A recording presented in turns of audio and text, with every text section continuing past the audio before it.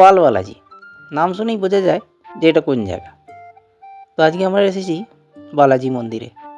এটা যোধপুরে পাল রোডে অবস্থিত, যার জন্য এর নাম পাল বালাজি। বহু পুরনো মন্দির এটা।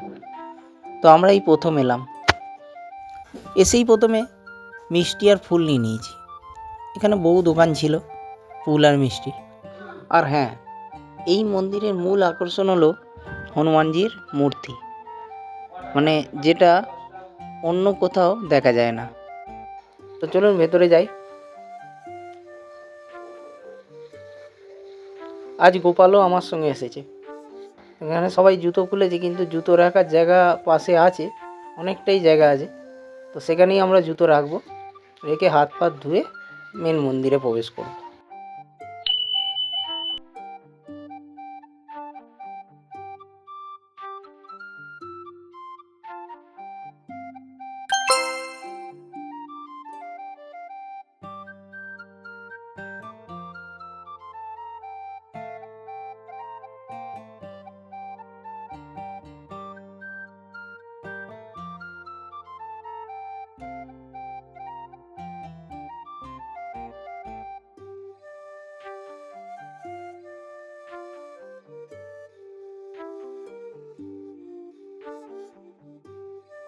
পুজো দেওয়া কমপ্লিট হয়ে গেল।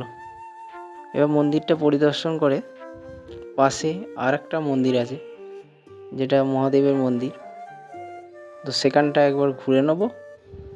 ঘুরে তার পাশে একটা গান বাজনা হচ্ছে, সবাই বসে মানে বিশ্রাম নিচ্ছে, সেই সব জায়গাগুলো একবার দেখে নেব। এখানে তিলক পরে নিয়েছি। তো আমরা সবাই তিলক লাগিয়ে এবার শিব পার্বতী মন্দিরে পরিদর্শন করব।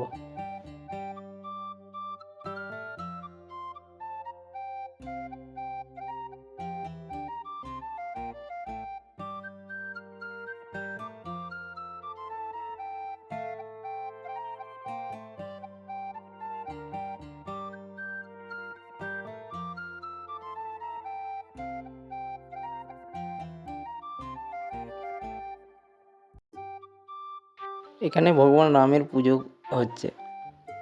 তো এখানে সবাই বসে গান বাজনাও করছিল। তো আমরা এইখানটা ঘুরে নিলাম।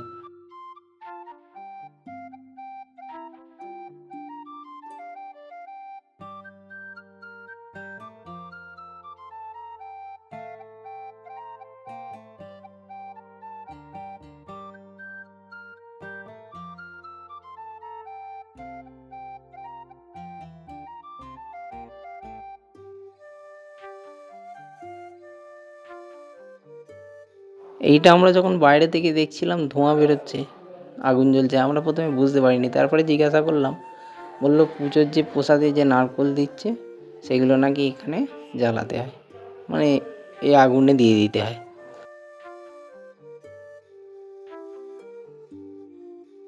বাইরে বেরিয়ে এসব বাচ্চারা, তাদেরকে ডেকে প্রসাদ দিলাম, দিয়ে এবার আমরা অটো করে বেরিয়ে যাব।